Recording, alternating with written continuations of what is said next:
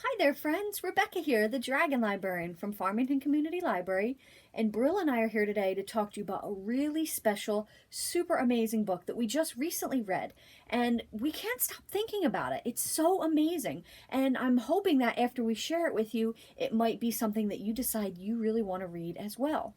So, the name of this book is called Quintessence by Jess Redman.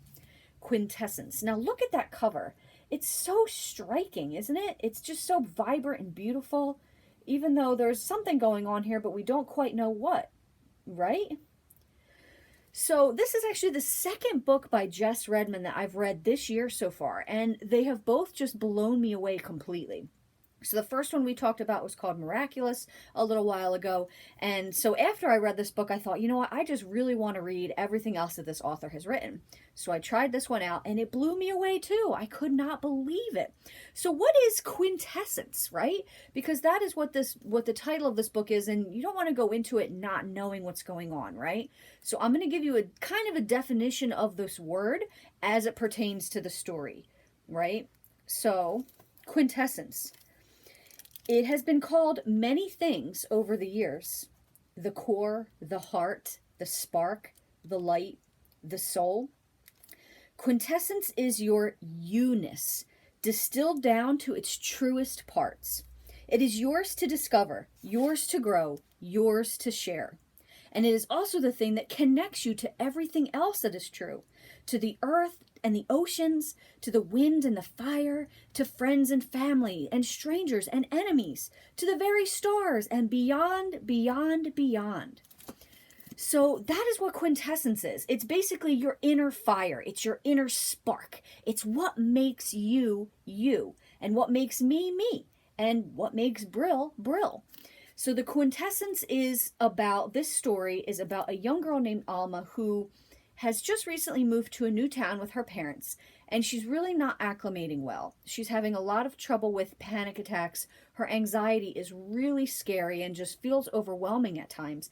And she doesn't know how to explain this to her parents because she's afraid of disappointing them because they have a lot of high expectations for her. So she's keeping this all down secret, which makes things even worse sometimes, right? Then, one night, she sees a star falling out of the sky, okay? And in that star, though, looks like it's a person. How can a star be a person? Well, she finds out that when this star or starling has fallen, it's up to her and a couple other individuals that she has to befriend to help get this starling back into the sky where she belongs. Now, this is such an amazing story. It's so beautiful and fantastical. And the thing that I love about this book, and also the other book that I read by Jess Redman, is that it's an amazing story, but it also has a lot to do with a particular topic. And in this book, the particular topic is anxiety. So I am also a person that suffers from anxiety, and I've had panic attacks before. And reading about them in here, it was such a true, honest portrayal of them. I was really blown away. So I just want to share one little passage of that with you. This is Alma describing. Here was what it felt like to have an episode. It felt like someone was squeezing and squeezing her throat and pressing on her chest. Her stomach cramped and twisted and turned to stone, a heavy, hard stone. Her hands shook. Her whole body shook. But worst of all were the thoughts.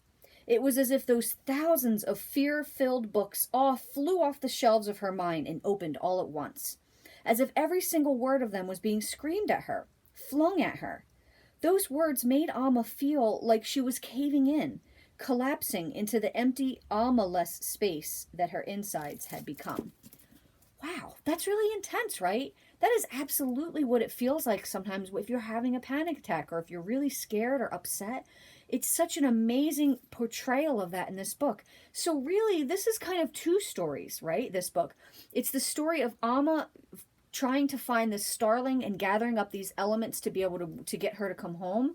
But it's also Alma dealing with all her fears and anxieties and learning how to deal with them in a healthy and safe way. Learning to express her feelings. And what an amazing story that sounds like, right?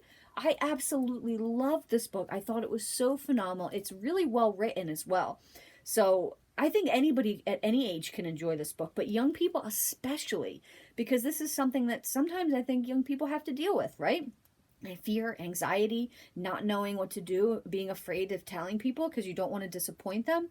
So I loved watching Alma really come into herself and just develop her quintessence, right? Her inner spark. Love that. And I also loved reading about the starling and trying to help Alma and her friends figure out how to get the starling back into the sky. This is a truly, truly magical book, and I highly recommend it to anybody.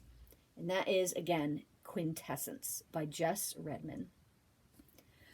Well, that's the book we've got to talk to you about today. I hope it sounds really interesting and fun and engaging. If so, please feel free to come pick it up from Farmington Community Library. And thank you so much for watching this video. Please give it a like. We'd really appreciate it. And have a wonderful rest of the day, my friends.